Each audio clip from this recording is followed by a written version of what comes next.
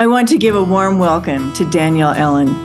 Danielle's work to make the world better for young people has taken her from teaching college to driving change at the helm of a $6 billion foundation, writing as a national opinion columnist, democracy, reform, civic education, and most recently to running for governor of Massachusetts. Danielle made history as the first Black woman to ever run for statewide office in Massachusetts. She was the 2020 winner of the Library of Congress Kluge Prize, which recognizes scholarly achievement in the disciplines not covered by the Nobel Prize. She received the prize for her internationally recognized scholarship in political theory and her commitment to improving democratic practice and civics education.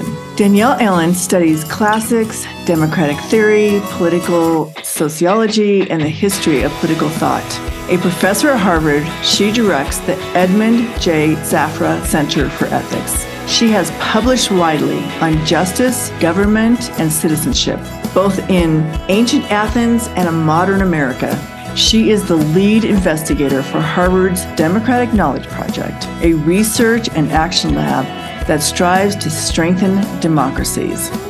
This podcast is in partnership with the Jackson Hole Center for Global Affairs, a leading nonpartisan NGO based in Jackson, Wyoming, where they bring leaders and communities together to drive breakthroughs to global challenges. So we welcome Danielle Allen, and we want to learn from her experiences growing up. What is her why, and what was her journey, and what was her path along the way?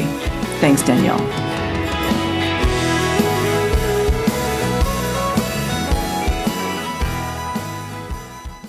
Well, first of all, Danielle, I love the name of your book. And after I've been watching you on YouTube and reading about your background, you have such in-depth experience on this. So I just want to welcome you to What's Your Why? Thank you so much, Emmy. I appreciate it. It's great to be here and looking forward to the conversation. Where did you grow up, Danielle? I grew up in Southern California. I was born in Tacoma Park, Maryland, but I had my first birthday in Southern California. Wow. So you traveled all the way to the East Coast now. Well, I left home for college, as kids do, and went east. So went to Princeton and then graduate school in England and then graduate school at Harvard. Bounced around to a job at Chicago for 10 years at the University of Chicago. That was my first academic job. And then from there, after 10 years, spent 8 years at the Institute for Advanced Study in Princeton, and then came back to Harvard in 2015. Such a great and scholarly background. And that's why I wanted to ask you who influenced your love and passion for what you are doing today as a writer and educator. Well, it's always the most important influence is the first one. So my parents, as you might imagine, my mom and dad. My mom was a librarian and my dad was a professor, but they also both came from families with deep and long traditions of civic engagement. My granddad, my dad's dad, helped found one of the first NAACP chapters in Northern Florida in the 40s. That was super dangerous work. And on my mom's side, my great-grandmother and great-granddad helped fight for women's right to vote. And she was ultimately president of the League of Women Voters in Michigan in the 30s. So I think our family was one where people didn't mind taking on hard fights, important and necessary fights, and where that love of freedom and equality just sort of ran through everything. And that's interesting that you mentioned freedom and equality, because you talk about that a lot as I've listened to you. Explain to us how are freedom and equality, as you see it, how are they linked to each other?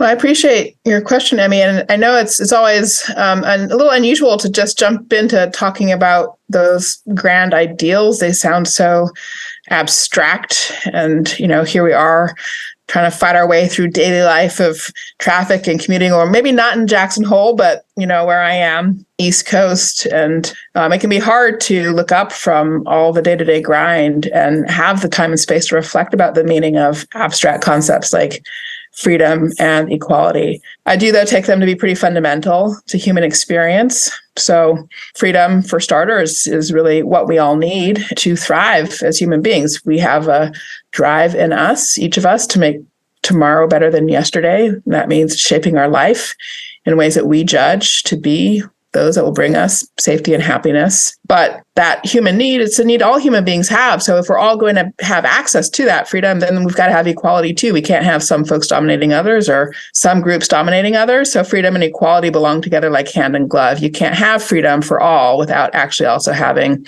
equality. That's a sharing of power and responsibility, a full participation, full inclusion in the organizations of society. You come from a very scholarly background, and you talk about it on very high levels, like you said, abstract thoughts. But how does that trickle down to a common person?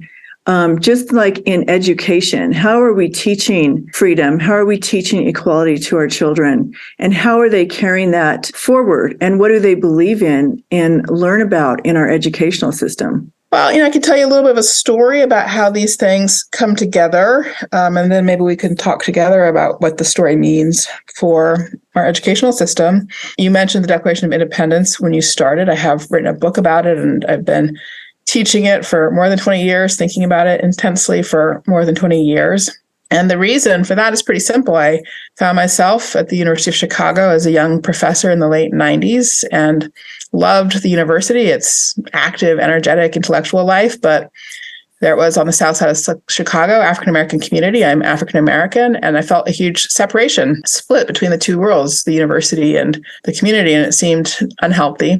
And I was frustrated that the people in the community didn't have access to the same caliber of education as was available on the campus. So I was fortunate to be able to partner with Illinois Humanities Council and work to build a night program for low-income adults. So these were mostly folks who, maybe they didn't have a high school degree even, or they'd fallen out of the educational track in some fashion, but they were ready to change their lives. They wanted to have a fresh start, and they knew that education was the key to that. So we built a year-long program in the humanities. And in the course of that program, we were trying to give the students the same caliber of education as the day students at the University of Chicago had, even though the night students were maybe, working 2 jobs and taking buses across town to get to school and the like. So we had a puzzle to solve. The puzzle was, how to deliver that quality for a different set of students in different contexts. And our solution was that at the end of the day, we wouldn't compromise at all on the quality of what we were offering or providing or the materials we were working with, but we would make them short. So I started teaching the Declaration of Independence because it was a short text, 1,337 words. And I taught it in the history unit. I taught it in the philosophy unit. I taught it in the writing unit. And then an amazing thing happened. It was just this instant response from my students. This is a surprising thing. My students were, again, mostly low income, mostly people of color, and they just resonated with the Declaration immediately. And the reason was sort of pretty straightforward. There they were in the middle of trying to change their own lives.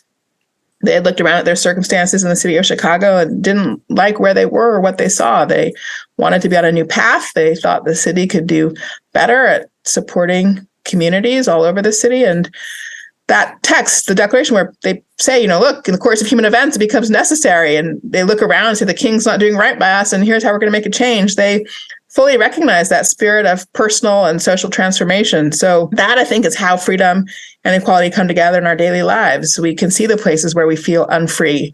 We can see the places where our dignity is infringed. Those are the sort of frictions and challenges that we feel on a daily basis. And I think the power of the abstract concepts is to help us see that we can do something about that. We can actually pick up our hand, put up our hand, we can vote, we can run for office, we can find other modes of civic engagement and shape the world that we live in. So agency is really where freedom and equality come together. And when education opens up the possibility for agency, then that's when I think it's bringing those bits of our daily life together with those abstract concepts. I love that you were working with people who were trying to figure out what does that mean to them personally. You can talk about it in the Declaration, but then you want to drill it down to what does it mean to you and me? Exactly. And you're right, in a very real way where people can experience it in their own lives and define it for themselves. Yep, you've got it. That's exactly right. And that's the beauty of history, actually, is that in the moments where it has its greatest power, it's not actually really history so much as an activation of ourselves, our own thinking in the present. And that is, for me, what is really critical to teaching. I mean, even if you're taking old texts like the Declaration or the Constitution, what you want to do is make sure that you're inviting the students into a sense of self-awareness, a sense of their own agency, their own capacity, their own responsibility as well to diagnose their own circumstances, the circumstances of their community, and try to chart a path in a positive direction for all. So talking about that, with these students in particular, and inequality and equality and education and equality, and did they see themselves in that picture where they didn't have the same path to opportunity as other people? Yeah, no, they definitely recognize the inequities and inequalities in our society. And, one of the great things about being in the class with them and learning with them really was watching my students come to have sharper diagnoses of where our failings were as a society, or where they also might have made their own choices in a different way, and start to put together the picture of, what was their personal responsibility, what are matters of collective responsibility that we should all be putting up our hands and working on. So they came to have views about what the mayor should be doing, for example, views about what the alder people in Chicago should be doing, and in various ways started to get on a path towards their own civic participation and civic agency. So in talking about that, did you ask them questions like, do you vote? Do you exercise your right to vote, and why or why not? So that's a great question. I mean, I'm sure we did talk about that. We certainly did talk about where and how and why people participated. But it's interesting. I mean, my personal experience of teaching, especially something like the Declaration of Independence, is a little bit more about asking the students to lead with their learning. So you read a text like the Declaration, and parts of it will make sense and parts of it won't make sense. And parts of it will provoke anger and parts of it will inspire. And so we always would start with just the question of what were they noticing and wondering? What were the thinking, feeling, doing reactions they had to the text? And then that would define the shape of our conversation. We would start there and figure out what questions they were trying to answer for themselves. I think at the end of the day, I do believe that the most powerful teaching is teaching that helps students find their own questions and find the resources to answer them. Absolutely. And I think it's wonderful that you've gone to not just at a teaching and talking at a scholarly level, but you've really tried to bring it in a real way to people who are working every day, and just forget about the wealth disparity, but how are we exercising our rights for freedom? And something we don't learn in school. When I think about my civic education, I think, what did I really learn? And so I wanted you to define your definition of civic education. Well, let me tell a story, and then I can give you a technical definition as well. I described the family I grew up in, the tradition of civic engagement. I mean, that tradition continued in my parents' generation. I referred to my great-grandparents, my grandparents to start, but I grew up in Southern California, big, huge network of aunts and uncles and cousins. My dad, growing up in Northern Florida, as I mentioned, had 11 brothers and sisters, and half of that set of 12 moved to Southern California. I mean, they were basically leaving the Jim Crow South and seeking freedom and new opportunities. And so they were there in California in the 60s and 70s, highly engaged.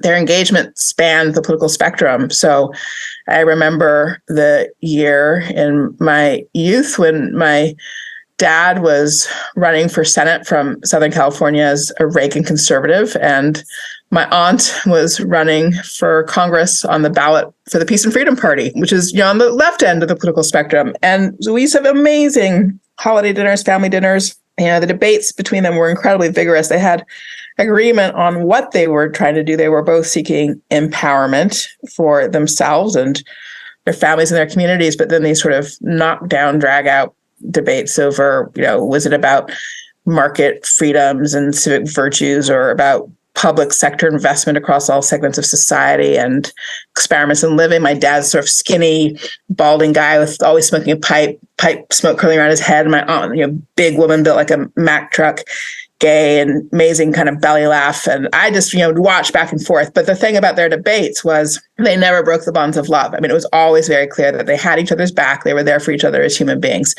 So they argued about the arguments. They didn't argue about the people.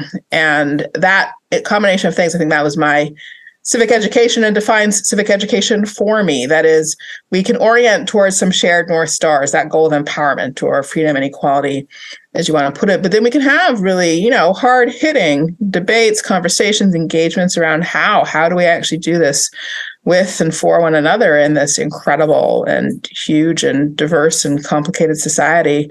But as we do that, we should never, ever break the bonds of mutual respect and personal commitment to each other as human beings.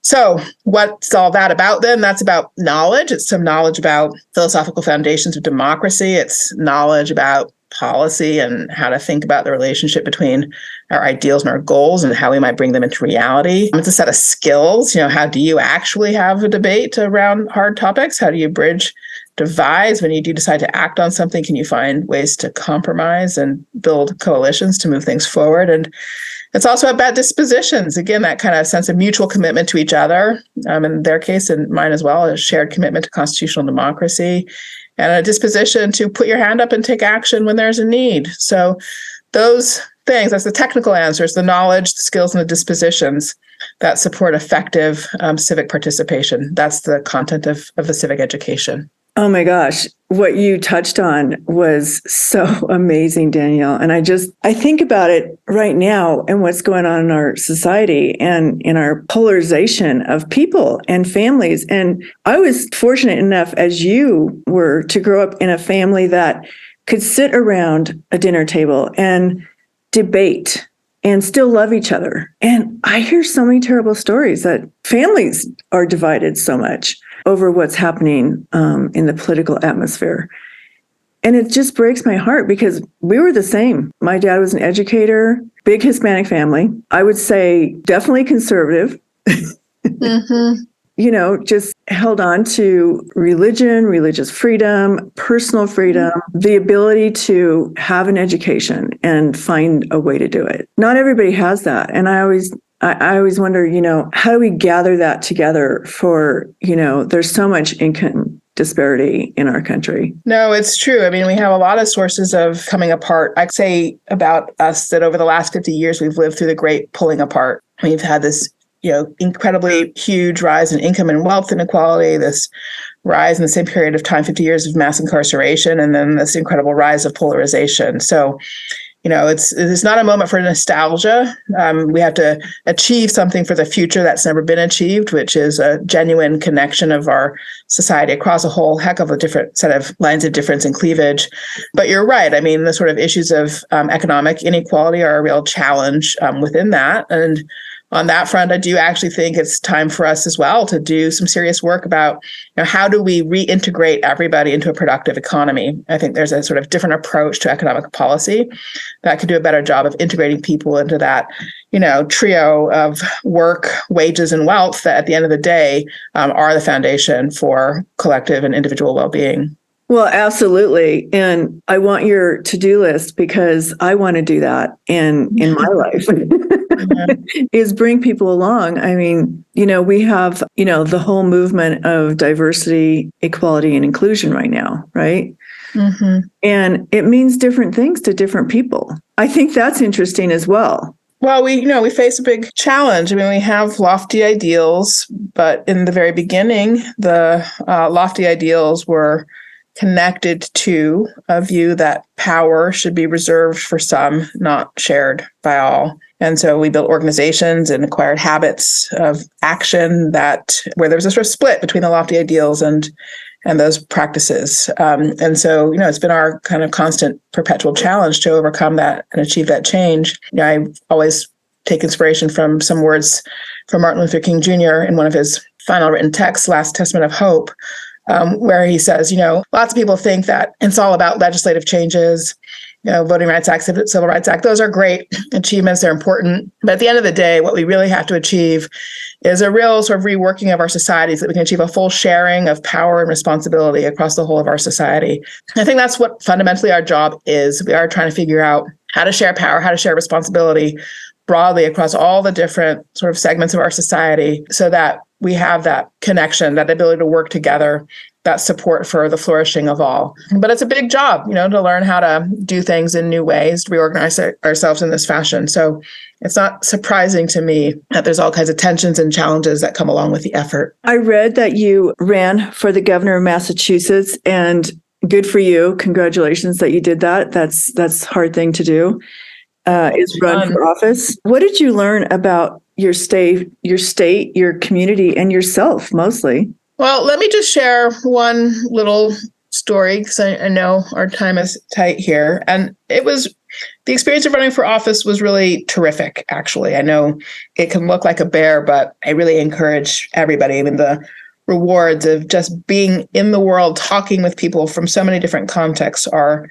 immense, the personal rewards from that. But it was also very inspiring and reassuring in lots of ways. When I started the run, I was, in all honesty, somebody with essentially zero name recognition from the point of view of the ordinary Massachusetts voter. So that meant as I was visiting with people, living rooms or backyards or sitting down in a coffee shop, I was basically Jane Doe come to sit down to talk. And here was Jane Doe saying, I want to be your next governor. And that was enough. Just my saying that was enough for people to be willing to share in incredibly frank and raw ways about challenges in their life and to share ideas they had about how our state government could do a better job at addressing those challenges.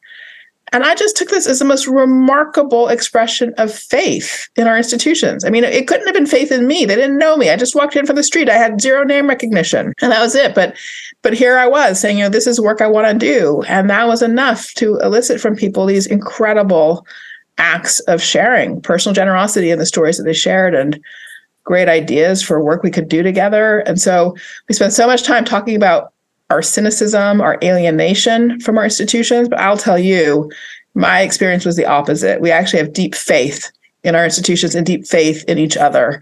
And so for me, the question is, how can we get back to having that be the headline, be the top level understanding, and inform how we interact with each other so that we can bring charity into our interactions and a readiness to work together. Yes. Just that experience of sitting down with everyday people and hearing their stories and hearing how you can respond to them. That must have been quite the challenge. That must have been like, wow, how do I answer these questions about Medicare or Medicaid? Or how do I answer questions about immigration, for example? I mean, there's just so much out there. And I'm sure you were just, really having to study and learn and come to grips with where people are right in that moment. Well, the truth of the matter is it was less about answering questions and more about hearing people, more about listening to them and learning from them. So that's the true work to be done when you're out there talking with folks, is to listen and learn from them. And that's a powerful experience for sure. So I'm very grateful for it. Well, my last question to you, because I know we are on a short timeline. Your book, Our Declaration, a reading of the Declaration of Independence in Defense of Equality. When you started writing that book, what were you hoping would be the takeaway for people and why they would want to read it? And what was the strongest message that you felt you put into that book, besides your heart? Well, it's not really my message. So maybe I'll just close by sharing the message that I hope everybody will put in their heart and take some time to reflect on. We hold these truths to be self-evident, that all men are created equal, that they are endowed by their Creator with certain inalienable rights, that among these are life, liberty, and the pursuit of happiness.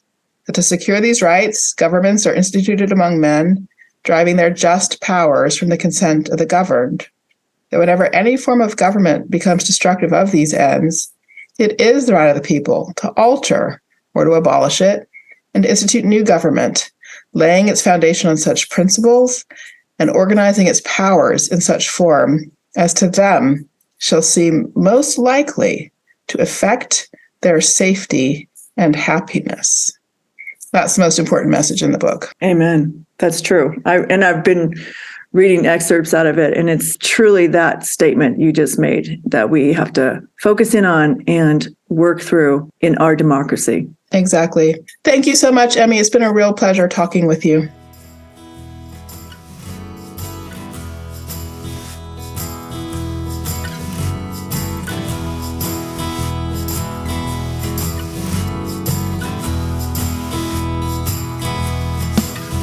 Thank you for joining us for this episode of What's Your Why?